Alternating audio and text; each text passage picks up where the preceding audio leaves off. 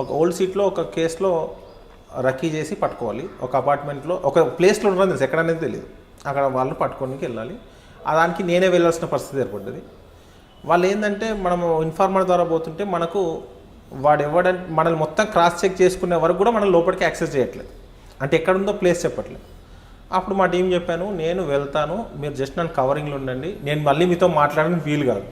So just నా behaviour, నా moments బట్టి మీరు డిసిషన్స్ తీసుకోండి అని చెప్పేసాను. వాడు నేను వెహికల్ మీద వెళ్తే వాడు చెక్ చేసుకొని వెహికల్ నెంబర్ చెక్ చేసుకొని క్రాస్ చెక్ చేసుకొని ఈ వెహికల్ నీది కాదు కదా, ఎవరు వెహికల్ తెచ్చినావు అన్నాడు. అంటే అంత అడ్వాన్స్గా ఉన్నారు వాళ్ళు. నేను చెప్పాను, ఈ ప్లేస్కి వస్తే నా వెహికల్ తెచ్చుకోవద్దని నేను ఫ్రెండ్ తెచ్చుకున్నాను చెప్పాను. నేను పోలీస్ అనే విషయం వాళ్ళు తెలియదు, వేరే వెహికల్ తెచ్చుకున్నాను. తర్వాత ఫోటో క్రాస్ చెక్ చేసుకున్నాడు, నా డీపీలో ఉన్న ఫోటో. ఎంత పర్ఫెక్ట్ ప్లాన్ చేశాడంటే అంత క్రాస్ చెక్ చేసే తప్ప నాకు వాడు యాక్సెస్ ఇవ్వలేదు. ఇప్పుడు నేను వీళ్ళకి అప్డేట్ చేసే పరిస్థితులు లేదు.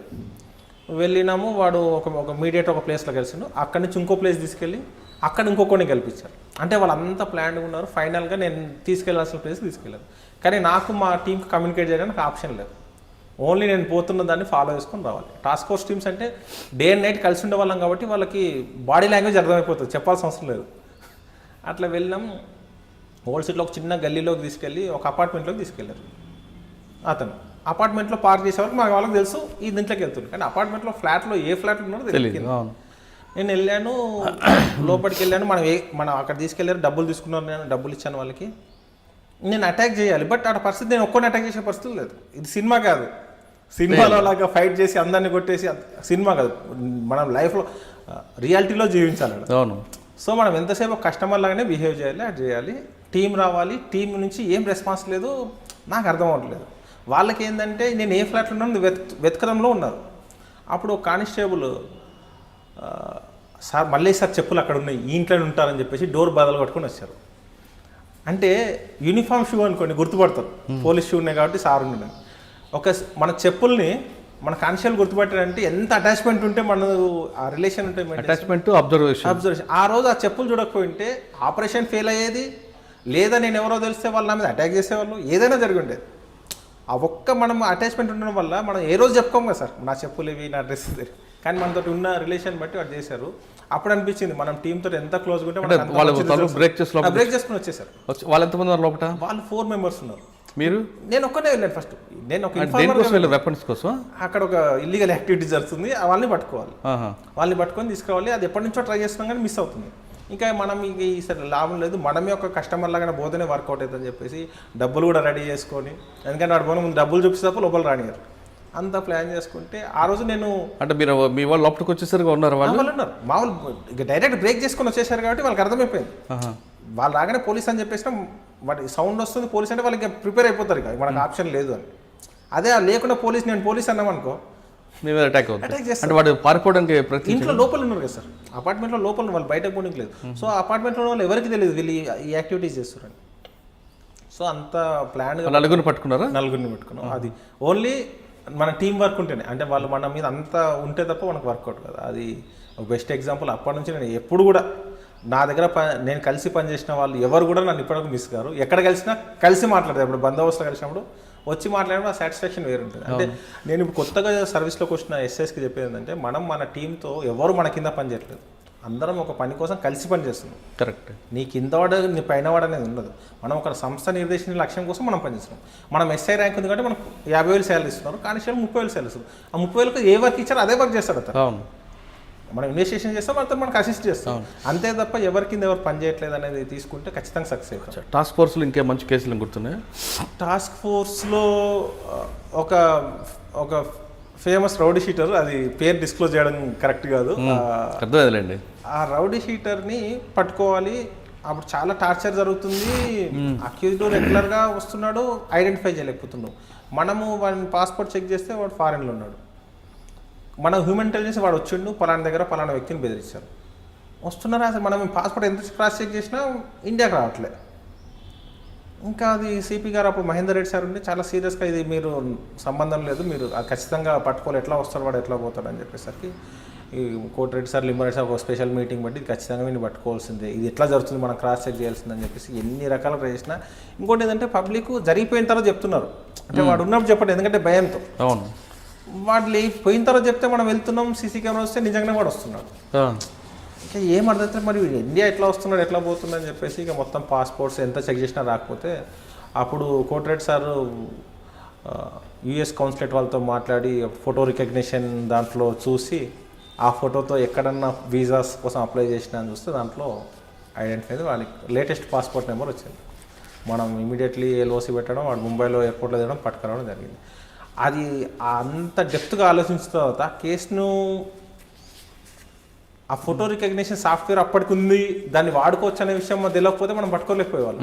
ఆ తర్వాత ఇక చాలా రోజుల నుంచి ఇప్పటి కూడా తను రౌడీ షీటర్ ఇప్పటికి కూడా కస్టడీలో ఉన్నాడు, జైల్లో ఉన్నాడు. అది ఒక అందరికీ సవాల్గా విసురుతున్నాడు. వాడు వస్తున్నాడు, పోతున్నాడు, దొరకట్లేదు. ఎట్లా జరుగుతుందంటే అది మంచి బ్రేక్ చేయడానికి ఒక స్కోప్ దొరికింది. ఓకే, టాస్క్ ఫోర్స్ తర్వాత ఎక్కడికి వచ్చారండి? టాస్క్ ఫోర్స్ నుంచి సిసిఎస్కి వచ్చాను.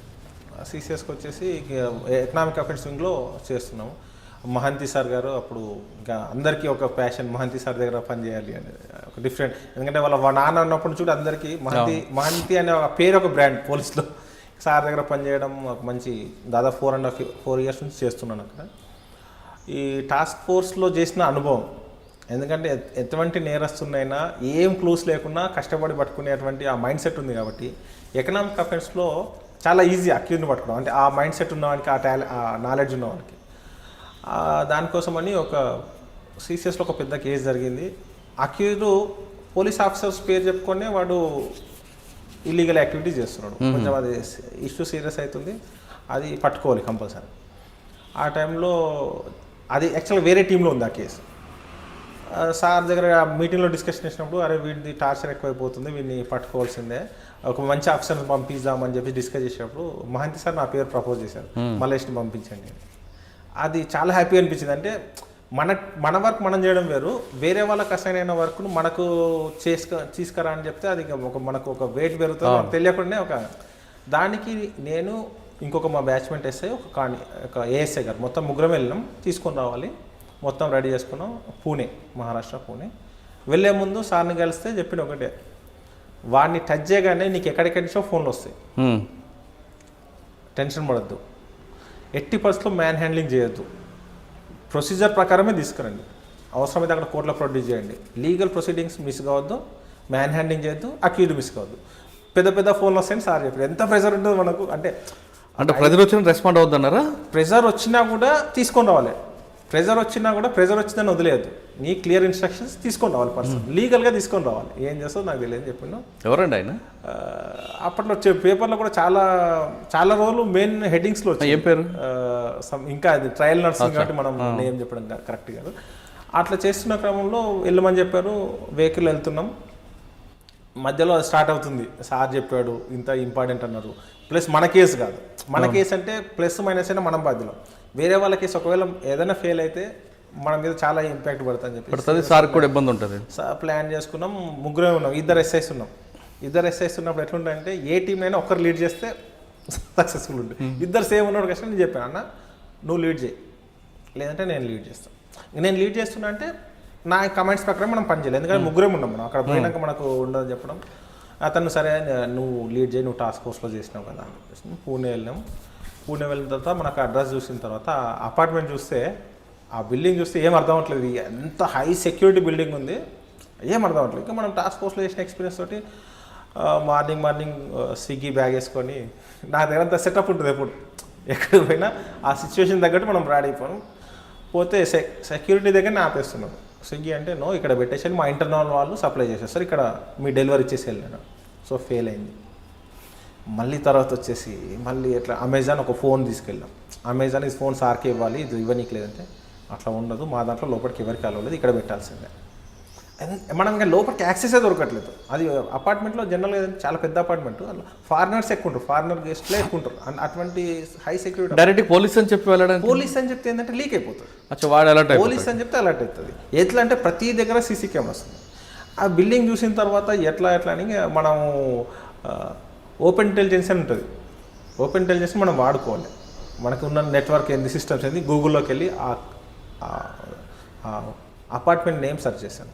అపార్ట్మెంట్ నేమ్ సెర్చ్ చేసినప్పుడు మనం అపార్ట్మెంట్ అమ్మేటప్పుడు బిల్డర్ కొన్ని అడ్వర్టైజ్మెంట్స్ ఇస్తారు. మా బిల్డింగ్లో ఇంత పెద్ద విశాలమైన అది ఉంటుంది, ఇన్ని లిఫ్ట్స్ ఉన్నాయి, ఇన్ని బెడ్రూమ్స్ ఉన్నాయి అన్న చూస్తే ప్రతి ఫ్లాట్కి 3 లిఫ్ట్స్ ఉన్నాయి.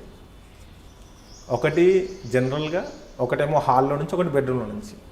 అది చూసినప్పుడు అనిపించి అంటే మనం పోవడం కాదు, ఈ 3 లిఫ్ట్లను కూడా కవర్ చేసుకోలేము. మనం అలా టచ్ చేయగానే అవును. ఈ లిఫ్ట్లోకి వెళ్ళిపోతే మనం ఏం చేయలేము. And every door operated by biometric systems. So మనం డోర్ నూకనీకి లేదు. సో ఎవడో కూడా అందులో ఉన్నాడు మనం కోఆపరేట్ చేయాల్సింది. అవును. మనం బలవంతంగా దుంకిపోయినా ఎస్కేప్ వర్కౌట్ కాదు, వర్కౌటే కాదు, అసలు మన డోర్ ఓపెన్ కాదు, అవును. అసలు ముందు లోపల పోలేదు. లోపలికి వెళ్ళాము. ఒకవేళ వాడికి కొంచెం ఇంట్స్ వచ్చినా వాడు లిఫ్ట్ నుంచి వెళ్ళిపోతాడు. సో దాంట్లో ఆ వీడియో నువ్వు చాలాసేపు అబ్జర్వ్ చేసి స్పెసిఫికేషన్స్ అన్నీ చదివితే ఒక ఫ్లోర్లో ఒకటే ఫ్లాట్. మనం లిఫ్ట్ ఎక్కగానే ఏ ఫ్లాట్ నెంబర్ ఫర్ ఎగ్జాంపుల్ 403 నొక్కగానే ఆ 403లో ఈ కెమెరా ఓపెన్ అవుతుంది, అక్కడ డిస్ప్లే అవుతుంది వాళ్ళకి మీ ఫ్లోర్కి ఎవరు వస్తారు అనేది. అది పరిస్థితి. అసలు ఏం అర్థం అవ్వట్లేదు. అంటే అవన్నీ చదివేసరికి మనకి ఇంకా కాశ అంటే మనం ఇంత జాగ్రత్త పోవాలి, మనం ఎక్కడ తొందరపడినా మనం ఫెయిల్ అవుతాం.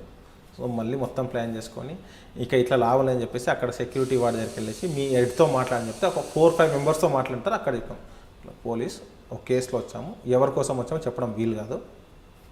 ప్లస్ ఇప్పుడు నాకు ఒక మీ పర్సన్ అటాచ్ చేయండి, ఆ పర్సన్ ఫోన్ మా దగ్గరనే పెట్టుకుంటాం, ఆ పర్సన్ మేము చెప్పినట్లు మాత్రం చేయాలి తప్ప ఇంకేం చేయదని చెప్పేసి వాళ్ళని కాన్ఫిడెన్స్లో తీసుకొని వాళ్ళు కేసు డీటెయిల్ చెప్పమంటారు. కేసు డీటెయిల్ చెప్తే లీక్ అయిందనుకో ఫెయిల్. చెప్పాము సమస్య లేదు, మీకు కేసు అయితే మా దగ్గర క్లియర్గా ఉంది,